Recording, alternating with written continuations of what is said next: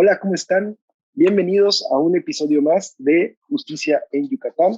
Esta cápsula que, por supuesto, usted ya sabe que es un órgano de divulgación del Poder Judicial del Estado que tiene el objetivo de acercar los temas de la impartición de justicia para todos los ciudadanos. Me da mucho gusto que nos acompañe de nueva cuenta un distinguido invitado, un gran amigo, el doctor Luis Alfonso Méndez Corcuera, juez tercero de la Unidad Familiar, turno vespertino en este momento. Luis, qué gusto que nos acompañes. Buenos días, Mauricio. Buenos días a todas y a todos que nos escuchan. Es un placer estar acá en tu programa. Como siempre, muy agradecido porque hayas aceptado participar con nosotros, amigo. El día de hoy vamos a platicar sobre un tema que ha causado cierta polémica en los últimos meses en relación a un par de sentencias ya emitidas por el Poder Judicial de la Federación sobre las relaciones poliamorosas. Antes de comenzar, pues me gustaría enunciar un concepto generalizado sobre lo que es el poliamor o las relaciones poliamorosas, que normalmente es un término que se usa para referirse a las relaciones amorosas de manera simultánea entre más de dos personas con consentimiento y conocimiento de todos los involucrados. Esa es la definición generalizada que vamos a poder encontrar sobre este tipo de relaciones. Al respecto, como comentaba en un principio, tenemos dos sentencias ya públicas por parte del Poder Judicial de la Federación, una del 21 de mayo del año 2021 relativa al juicio de amparo 1227-2020, emitida en la ciudad de San Andrés Cholula, Puebla, por el juzgado octavo de distrito en materia de amparo civil, administrativa y del trabajo y juicios federales del Estado de Puebla. Y también tenemos otra relativa al recurso de revisión 76-2021, si no me equivoco fue en noviembre de 2021, emitida por el tercer tribunal colegiado en materia civil del primer circuito en la Ciudad de México. Al respecto, vamos a escuchar al doctor Luis Méndez para que nos cuente, obviamente, en estas dos sentencias lo que se advierte es que las personas que reclaman la protección y amparo de la justicia federal, pues obviamente quiere que se les permita, ¿no? Que dentro de sus preferencias poliamorosas se les permita contraer matrimonio, ¿no? Entonces, pues vamos a escuchar, doctor Luis Méndez, cuáles son los argumentos que reclaman las personas involucradas o que solicitan la protección de la justicia federal. Bien, gracias, Mauricio. Como tú comentabas, en este amparo que se llevó ante el juez octavo de distrito, aquí pues los quejosos pues pedían que se declarara la inconstitucionalidad de los artículos relativos a matrimonio y concubinato del Estado de Puebla. Aquí el quejoso manifestaba que tenía una relación poliamorosa y por ello señalaba que esos artículos le impedían acceder a estas figuras, toda vez que como estaban descritos dichas figuras de matrimonio y concubinato, al igual que en el Estado de Yucatán, pues te habla que debe ser una relación entre dos personas. Recordamos que el matrimonio y concubinato actualmente a nivel nacional pues se limita a dos personas. También paréntesis, recordando que antes decía hombre y mujer, ya luego recordemos que la Corte derivada ya fue abriendo la figura para que sea ahora entre dos personas, que se ha ido reformando los diferentes códigos para permitir también matrimonio y concubinato entre personas del mismo sexo, que esa es la actualidad, vamos a poner de la figura. Entonces el quejoso consideraba que al limitarse a dos personas le impedía acceder a estas instituciones de familia, por cuanto pues él forma parte de una relación poliamorosa.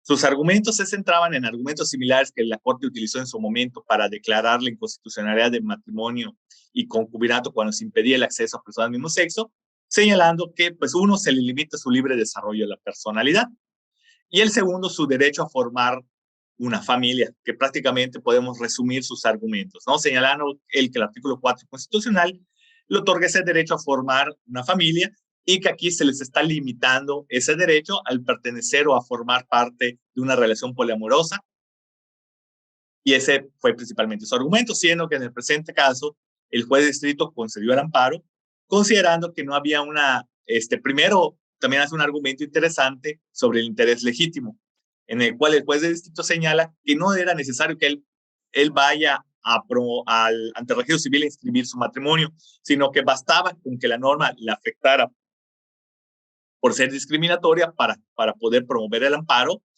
y luego ya el estudio del fondo pues considera de que sí se le impide el libre desarrollo de la personalidad y que le violaba su derecho a formar una familia, que no había una razón razonable, perdón, para la redundancia, para limitar este derecho, y que la prohibición y el impedimento a las familias poliamorosas resultaba discriminatorio.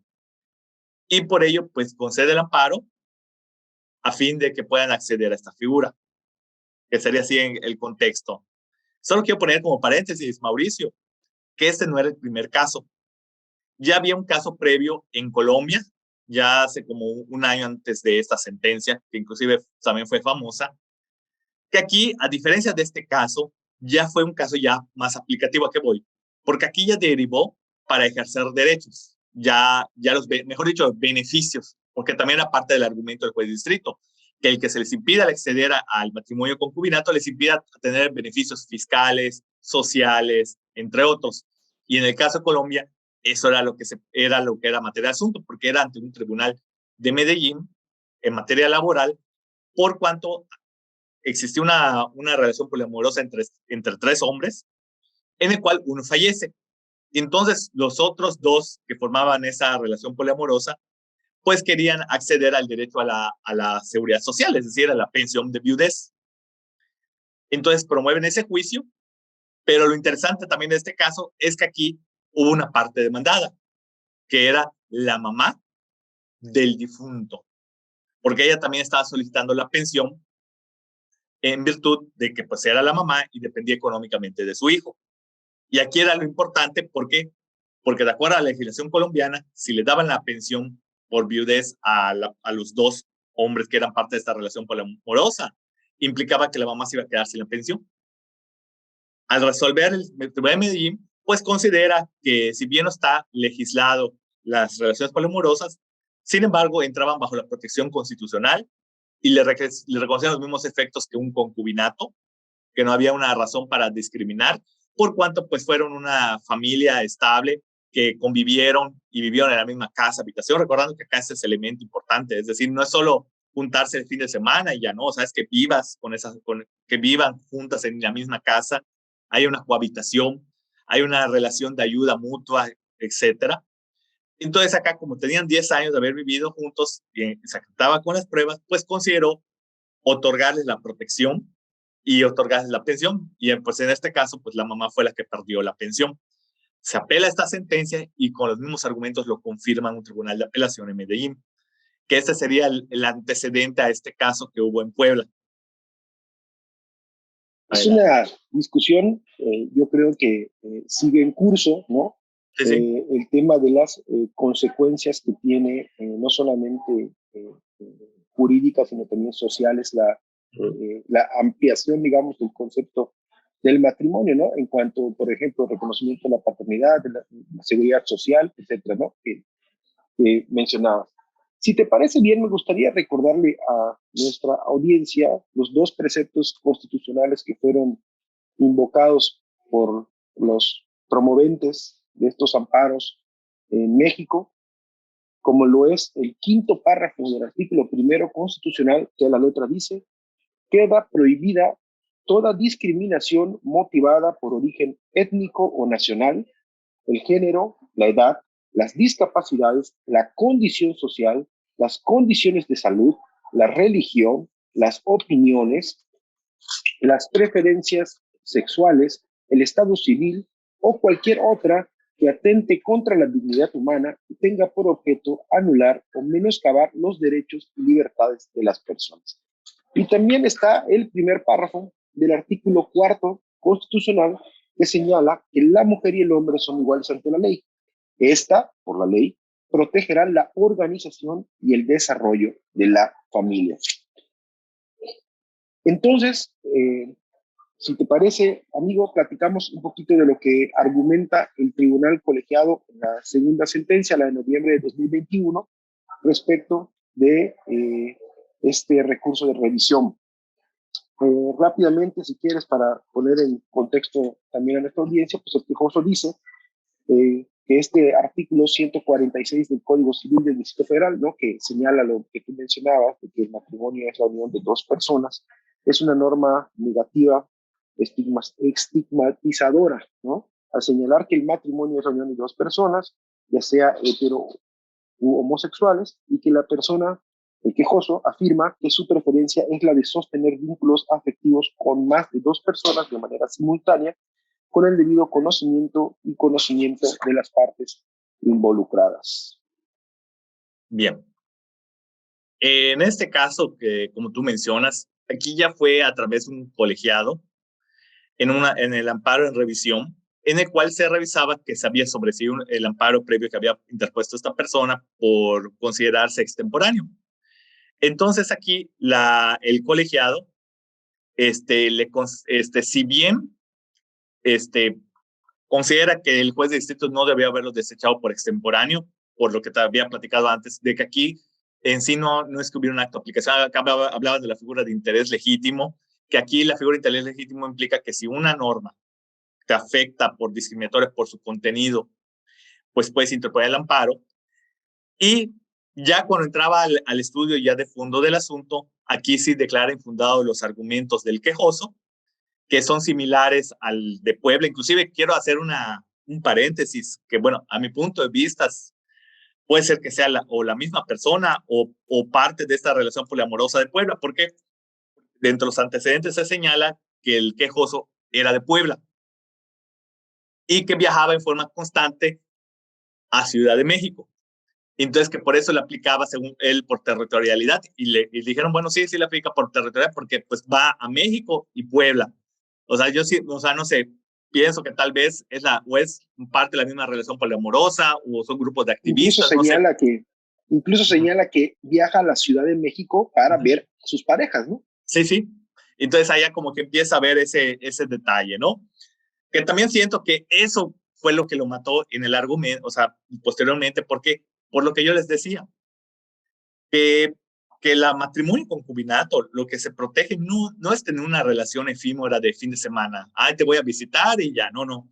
Es que cohabites, que vives, que estás en forma constante, continua con la persona. Y en este caso, en este segundo amparo, pues aparentemente de sus argumentos o de sus antecedentes que señalaba la persona, no era que viviera con las otras personas, es decir, solo tenía encuentros aparentemente sexuales de fin de semana. Yo siento que eso también tuvo que ver mucho en el fondo para que le negara el amparo del colegiado, ¿no? Porque acá no era que tú vivieras como concubino o concubina, sino simplemente sostenías relaciones los fines de semana, que esto no entra bajo la protección, pero bueno, no pusieron este argumento que quiero señalar, pero también sería pues un argumento válido, porque también no puede haber concubinato, o sea, inclusive para concubinato entre dos personas, si no viven juntos, no cohabitan. El concubinato implica la cohabitación, no es solo te veo el fin de semana para salir y ya, o sea, porque prácticamente estaríamos bajo prácticamente un noviazgo, si lo quieres ver así, ¿no? Pero bueno. Entonces acá, lo que hizo el colegiado basándose en artículos científicos, que quiero resaltar que no es la primera vez que un tribunal federal utiliza artículos científicos. ¿Por qué?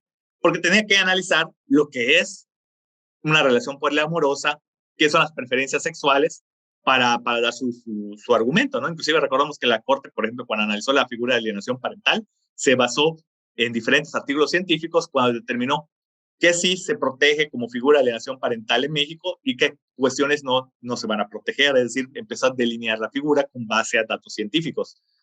Por lo tanto, aquí lo que hizo el colegiado, analizar lo que implica preferencia sexual, en el cual, a juicio del colegiado, las preferencias sexuales eran tres, y por lo tanto son las de protección según el colegiado, ¿no? Que eran las heterosexuales, las homosexuales y las bisexuales. Y señalara que por eso no entraba dentro de ese catálogo. Hizo un análisis un poquito rígido en ese tema, ¿no? Pero bueno. Entonces consideraba que lo que era protegido a través del artículo 4 del primero constitucional de no discriminación eran estos tipos de preferencias sexuales. Y por lo tanto, al no ser una preferencia sexual, las relaciones poliamorosas a juicio del tribunal colegiado, es que consideró que no estaba protegido constitucionalmente y que por ende las normas que impugnaba no violaban la Constitución ni un tratado internacional, y por esa razón sostuvo no conceder el amparo. Cabe recalcar, sí. Perdón, quiero entender aquí, para que también nuestra audiencia vaya desmenuzando un poco el tema, que al final le dicen, ¿no? Uno de los argumentos del tribunal colegiado es decir que las relaciones poliamorosas no constituyen una orientación sexual, y hace ahí una amplia argumentación sobre qué son las orientaciones sexuales, qué es el género, qué es la identidad de género, etcétera, ¿no? Entonces, que las relaciones poliamorosas no son una orientación sexual, ya que el debate global se centra en que este tipo de relaciones no es algo que somos, sino es algo que hacemos, ¿no? Sí. Y ese ese es como que el resumen, ¿no? Que más que nada dice que no es una preferencia sexual, que es lo que protege la Constitución, y de allá pues utilizaron para negar el amparo. Solo recalcar que hubo un voto particular en el cual la magistrada que hizo su voto, ella consideraba que en términos similares al juez de Puebla, de que no, que sí, pues tienen derecho a su libre desarrollo de la personalidad, a formar una familia, y que pues no era una medida razonable el prohibirles el matrimonio concubinato. Prácticamente era el voto particular. Antes de pasar, si quieres, al voto particular, porque también está muy interesante en este tribunal colegiado, comentar que otro de los argumentos, no sé si recuerdas de los magistrados que niegan el amparo y la protección de la justicia federal, incluso está en su argumentación, de que esta conducta de las relaciones poliamorosas podría caer en la poligamia, ¿no? Que es un fenómeno que en muchos países está reconocido como una conducta que está criminalizada, ¿no? Y algunos autores e investigadores, dice la sentencia, coinciden en afirmar que muchas de estas personas poliamorosas buscan el acceso a esta institución del matrimonio precisamente para obtener una protección legal contra la persecución, ¿no? Sí. Está muy interesante ese argumento. ¿Qué piensas de eso? Inclusive, si bien ellos no lo ponen allá, yo sí quisiera, así como hablaba yo del antecedente colombiano para la sentencia que concedió el amparo, acá yo sí quiero señalar que dentro del Corpus Juris Internacional hay una recomendación general del Comité de la CEDAW. Recordemos que el Comité de la CEDAW es el comité para eliminar toda la forma de discriminación a la mujer. Es el órgano creado por la ONU para velar por este tratado, es decir, que es el Tratado de las Mujeres. El comité tiene una recomendación donde habla específicamente de la poligamia, que sí me gustaría leerlo para entender y por qué siento que por allá es donde yo siento como que es el argumento más fuerte para un contra, vamos a ponerlo así, ¿no? Que acá señalaba el Comité de la CEDAW que la poligamia infringe el derecho de la mujer a la igualdad con el hombre y puede tener consecuencias emocionales y económicas tan graves para ella, al igual que para sus familiares a cargo, que debe desalentarse y prohibirse, señala el comité. También el comité observa con preocupación que algunos estados en cuyas condiciones se garantiza la igualdad de los derechos permiten la poligamia de conformidad con el derecho de la persona o el derecho constitucionario, que es lo de la sentencia del juez de distrito, ¿no? Lo que infringe, señalan ellos, los derechos constitucionales de la mujer y viola las disposiciones del apartado 4A del artículo 5 de la Convención. Entonces aquí, como te señalaba, que aquí sería como que el argumento en contra. Esta recomendación es la recomendación general número 21 del Comité de la CEDAW, ¿no? Que yo siento que allá es donde como que es donde va a ir ese punto, ¿no? Porque acá ya hay un organismo ya internacional, o sea, ya no son jueces locales, mexicanos, colombianos, que va a ser interesante. Recordemos aquí como parámetro por qué señala esta recomendación, porque hay países que sí está permitido. Tenemos áreas de Canadá, por ejemplo, o sea, para irnos más cercanos, ya no me estoy yendo a los países árabes, ¿no? Que eso ya es de todos sabidos, que inclusive pues siento que va mucho también la preocupación por ese tema, ¿no?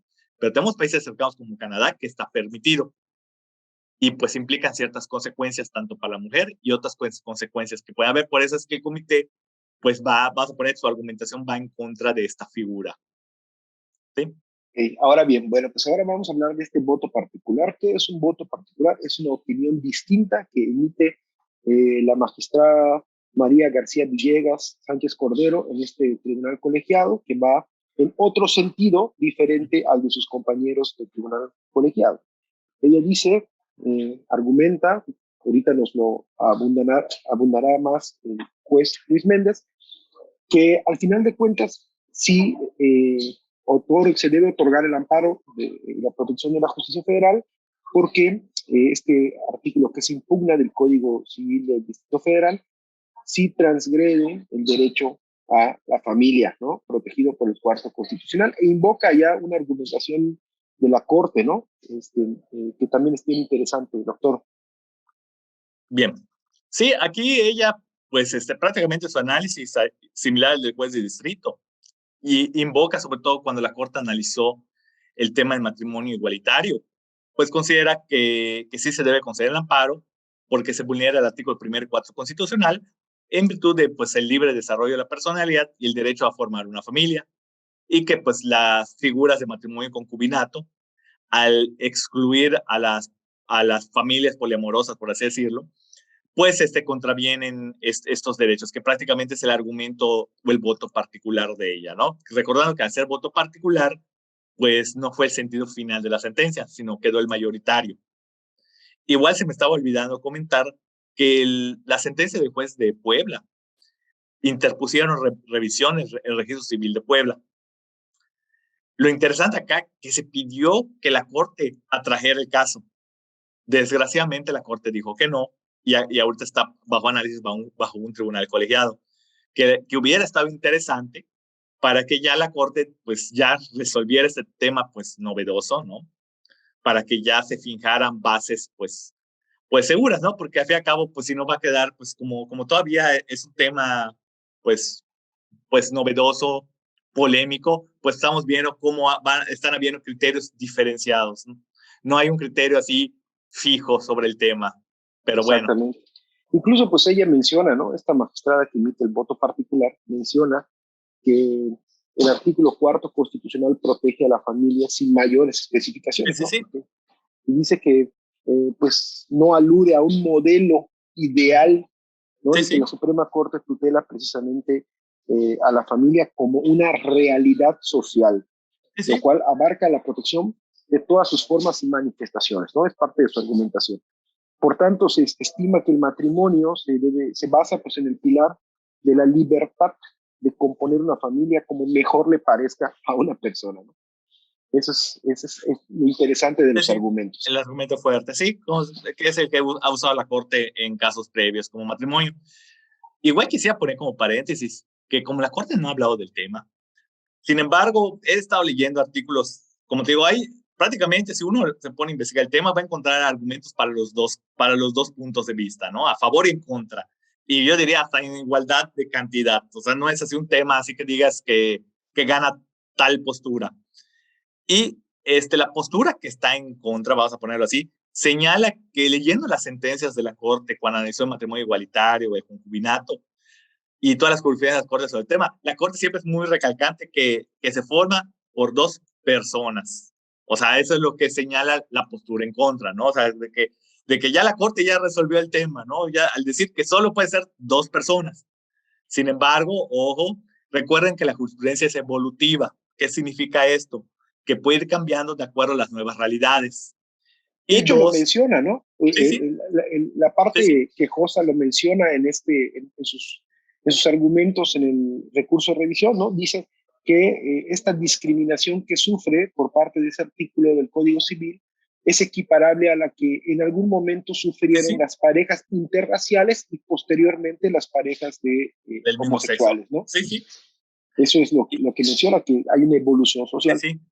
Y dos, el segundo tema es que al fin y al cabo la Corte, recordemos que no era el punto de análisis. O sea, cuando las diferentes jurisprudencias que ha sacado la Corte, no era el tema de análisis las relaciones poliamorosas. O sea, era el punto de análisis principal en estas era el tema de las parejas formadas del mismo sexo. Por eso es que la Corte habla mucho de parejas, pero no le ha tocado analizar directamente ese tema. O sea, no hemos tenido, implícitamente ha reconocido que puede haber este tipo de relaciones, o sea, de que no deben ser sancionables, por ejemplo, cuando señala, por ejemplo, contra el adulterio, ¿no? De que no es causa de daño moral. O sea, como que va reconociendo de que pues puede haber más relaciones, o sea, implícitamente, y va mucho a ese tipo al argumento de libre desarrollo de la personalidad, pero como les digo, no ha analizado directamente si si las familias formadas por personas con relaciones poliamorosas pueden formar matrimonio o concubinato, o bien algún ¿Cómo, otro tipo de institución.